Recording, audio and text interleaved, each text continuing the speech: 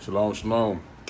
In light of all this Kyrie Irving stuff, man, I wanted to put out a quick message, man, just to say, look, it's not anti-Semitic to acknowledge or to attempt to uncover your own people's history. If y'all notice and all this stuff, man, they will never even mention the name of the book or the movie that he retweeted and posted to Twitter. He didn't even include any kind of commentary with that post. He just kind of posted the link and went from there. That alone doesn't mean he's anti-Semitic. And as a matter of fact, the contents of that book and that movie, there aren't a lot of hateful comments in it. The movie is about tying our history as quote unquote black people properly back to the origin.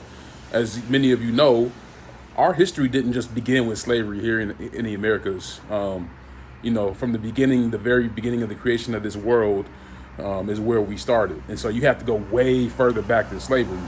And the reason why they don't want you to do that is because it starts to expose some of the truth that they don't want you to know. And so instead of actually acknowledging this truth and doing right by those who would make a claim to that, they would rather just label you anti-Semitic, label you a bigot, and then say you're you're wrong.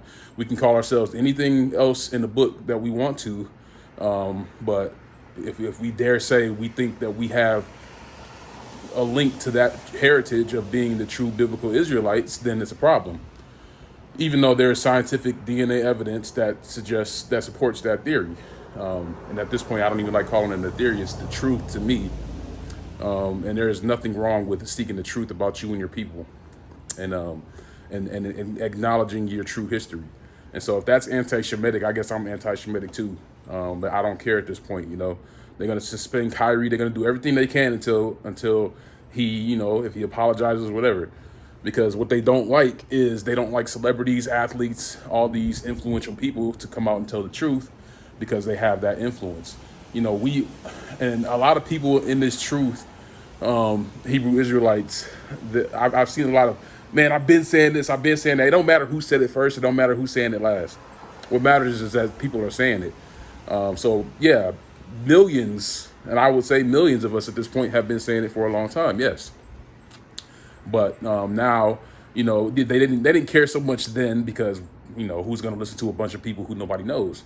Now you get a couple of celebrities talking about it and it's a big deal. So that should let you know, I don't know what it lets you know. You can go based on whatever you see on TV. You can you can believe the rhetoric and the narrative they put out, and we're going to label it anti-Semitic just because we don't like it. If you want to believe that, go ahead. The rest of us are not going to allow people to just take our right to explore our own history, and that's I've never heard of any other group who has been subject to that kind of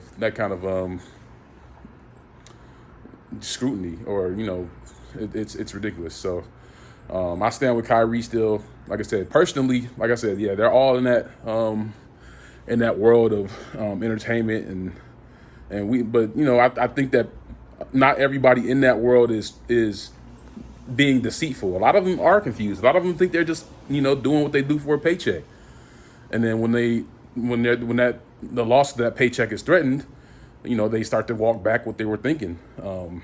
But it seems like a lot more people are not willing to put up with that any longer.